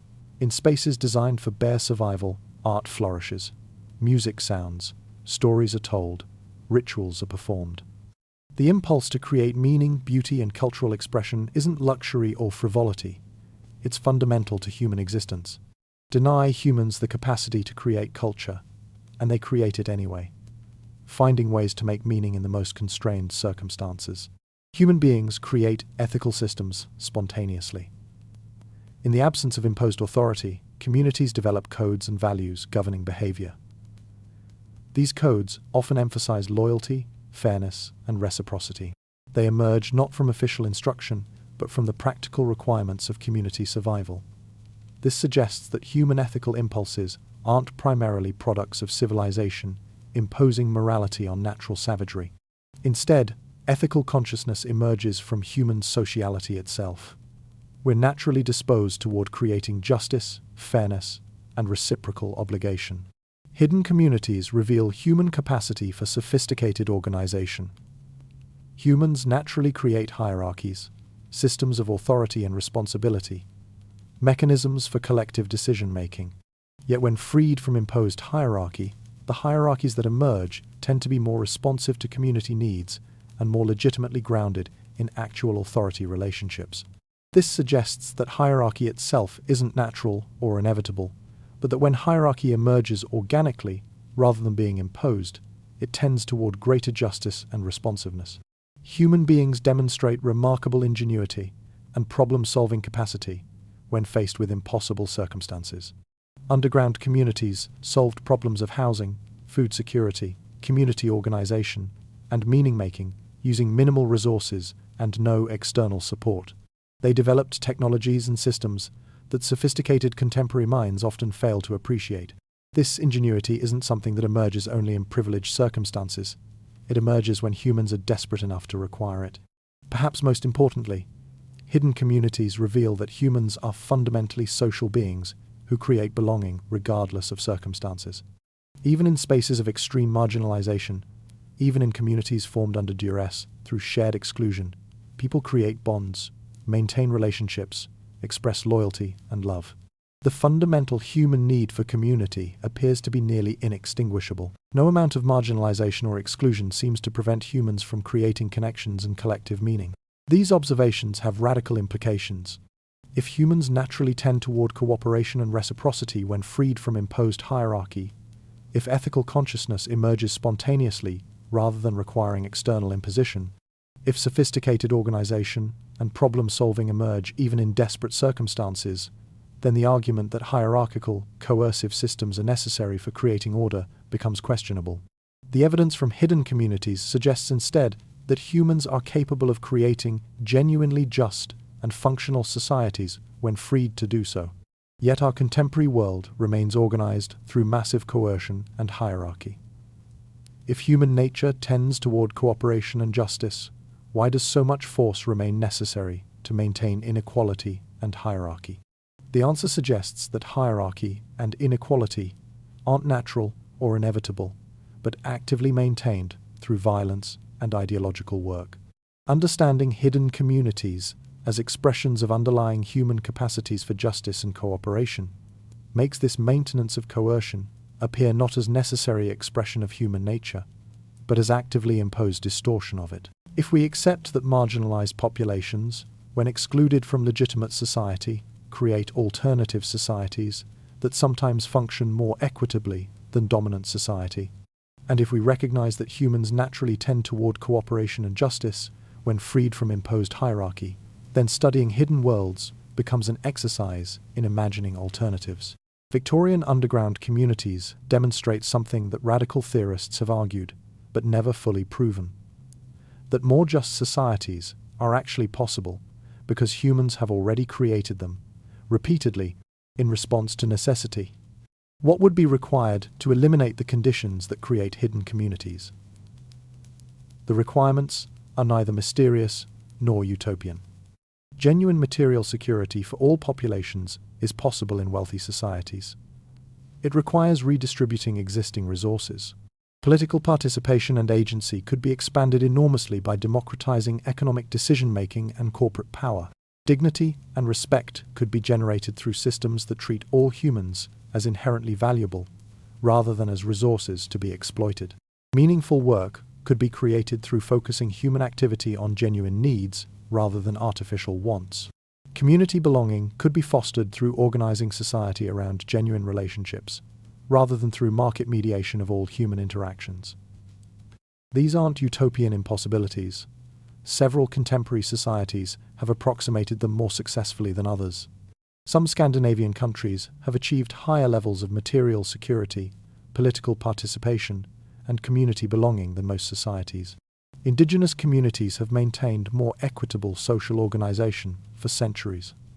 Experimental communities and organizations demonstrate repeatedly that more just arrangements are possible. The continued existence of hidden communities in wealthy nations reveals something painful. Despite material abundance, we've chosen to create societies that exclude and marginalize significant populations. The problem isn't scarcity, but distribution, not natural law, but actively maintained hierarchy.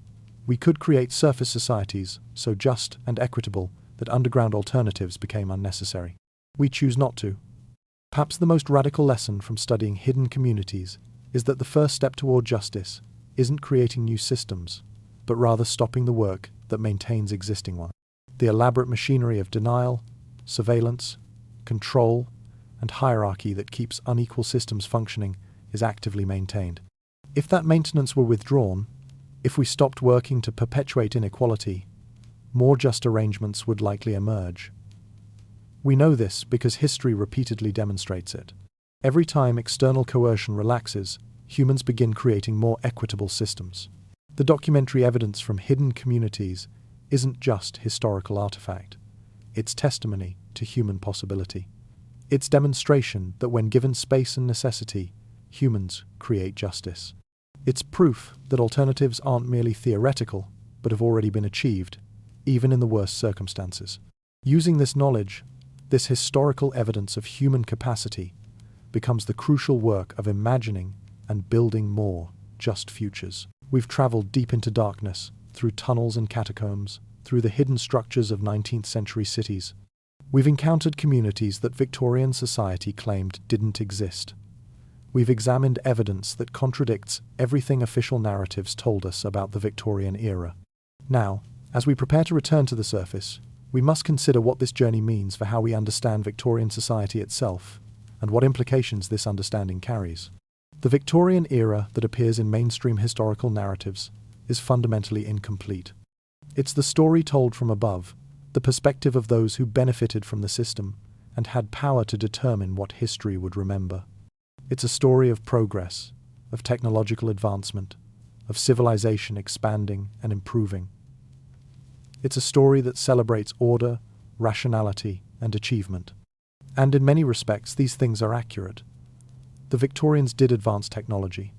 They did build remarkable institutions. They did achieve genuine accomplishments in various fields. Yet this account is made possible only by radical exclusion of other stories. It depends on erasing millions of people from the historical record. It depends on denying the existence of alternative societies that flourished beneath the celebrated surface. It depends on maintaining the fiction that Victorian progress benefited everyone, that Victorian order was comprehensive, that Victorian civilization actually achieved what it claimed to have achieved. The reality was far more complicated. Victorian progress came at devastating cost to excluded populations. Victorian order depended on chaos and marginality that it refused to acknowledge. Victorian civilization was only possible through systematic denial of populations that contradicted its claims of universality. The system didn't fail some people incidentally. It failed them systematically and then denied that failure existed. More importantly, understanding this dimension of Victorian society transforms how we evaluate it morally. We can no longer celebrate Victorian achievement without acknowledging what it required. We can no longer maintain that Victorian progress was natural or inevitable. We must recognize it as built on the exploitation and marginalization of those deemed less valuable. We can no longer credit Victorians with creating order and stability. We must recognize the elaborate machinery of denial and control they constructed to maintain the fiction of order. Yet this re-examination isn't merely critical. It also reveals Victorian society as genuinely creative, genuinely complex, genuinely interesting in ways that mainstream history obscures. Underground communities demonstrated human creativity and sophistication. They articulated critiques of Victorian society that remain relevant today. They embodied alternatives to the values and systems that official society celebrated. Rather than being merely victimized by Victorian society, they were active agents who created meaning and organization despite marginalization. This complexity, recognizing both genuine victimization and genuine human agency, both genuine accomplishments and genuine exploitation, both genuine order and genuine chaos, is more honest and more accurate than either celebration or simple condemnation of the Victorian era. It allows us to see Victorian society as it actually existed, rather than as mythology presented it. Most importantly, re-examining Victorian society through the lens of hidden communities provides tools for examining our own society. If we can recognize how Victorian society maintained denial about populations it had marginalized, we can begin to recognize similar patterns in contemporary contexts.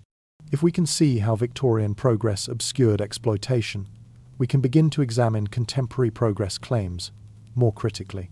If we can understand that Victorian underground communities weren't anomaly but expression of patterns that recur, we can begin to recognize and respond to similar patterns emerging in our own moment.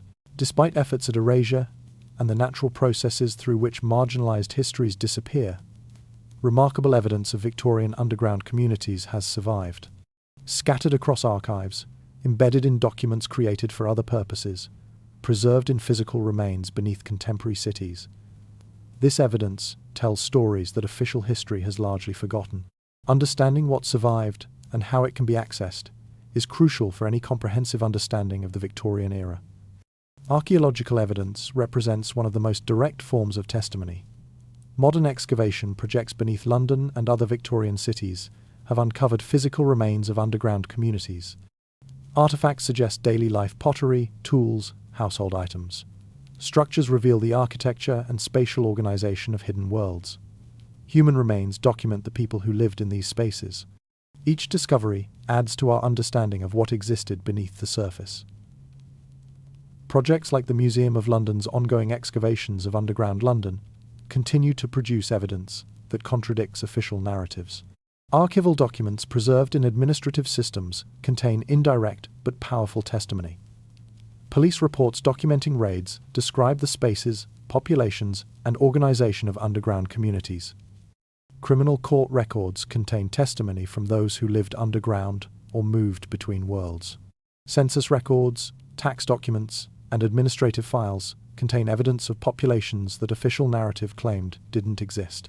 Poor law records document attempts to categorize and control populations without homes or official residences. These fragments, when assembled, create a picture of thriving societies. Contemporary accounts by investigators and reformers provide detailed primary source material. Mayhew's London Labour and the London Poor, Booth's Poverty Map Commentary, and reports from various reform organisations document conditions with remarkable specificity. Photographs taken during this period, when technology first made the process practical, provide visual evidence of spaces and populations. These sources were created with explicit intention to document reality and convince audiences of the need for reform. They remain powerful tools for historical understanding. Literary and cultural productions from the period sometimes referenced underground conditions. Novels, particularly those of reformist intent, depicted underground life and populations. Radical publications produced within or connected to underground communities articulated their political consciousness and values. Newspapers reported on crime and conditions in ways that revealed underground society, even while often sensationalizing or distorting what was reported. These cultural productions reveal not just what conditions were, but how they were understood and interpreted. Oral histories, though often fragmentary and difficult to access, preserve memories of underground life. Descendants of underground populations sometimes maintained family stories about ancestors who lived below the streets. Some communities preserved oral traditions about underground history, even as official society denied it. Interviewing elderly individuals who remembered stories passed down through families has produced valuable testimony about continuity and memory across generations. Surviving photographs and sketches from the period, though limited in quantity, provide visual testimony that contradicts claims about what existed. Images of overcrowded tenements, of underground spaces, of the dense populations of poor neighbourhoods exist in archives, though they're often relegated to footnotes or omitted from mainstream historical displays. These images have power that text cannot achieve. They make real and undeniable what documents alone might permit dismissal of. What survived is fragmentary and incomplete. Much evidence has been destroyed, lost, or deliberately suppressed. Yet what remains is sufficient to overturn official narratives and demonstrate that sophisticated, organized underground societies did exist.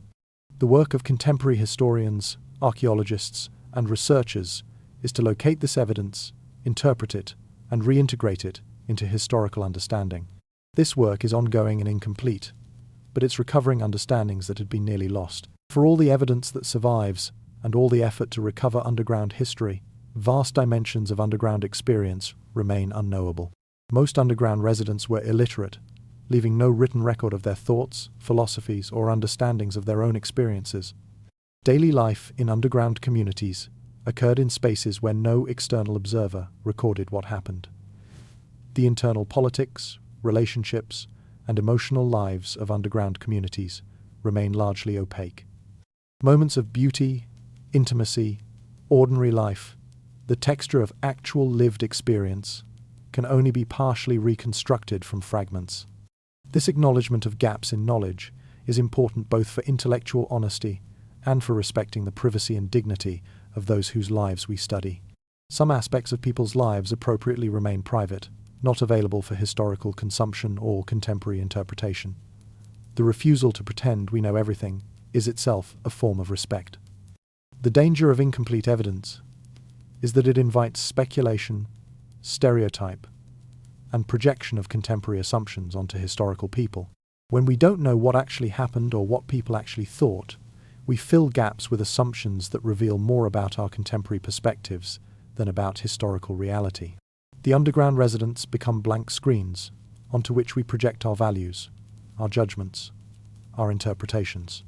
This is inevitable to some degree, but acknowledging it prevents us from presenting speculation as fact. Different interpretations can legitimately be drawn from fragmentary evidence. What one historian interprets as successful resistance, another might interpret as mere survival. What some see as genuine alternative community, others might view as coercive hierarchies. Different frameworks and assumptions produce different readings of the same evidence.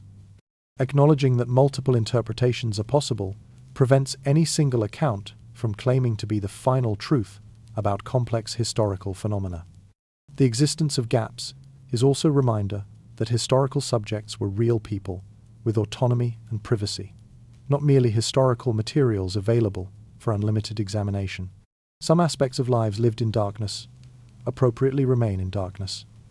Not everything is ours to know, Not all experience requires excavation and interpretation for contemporary purposes.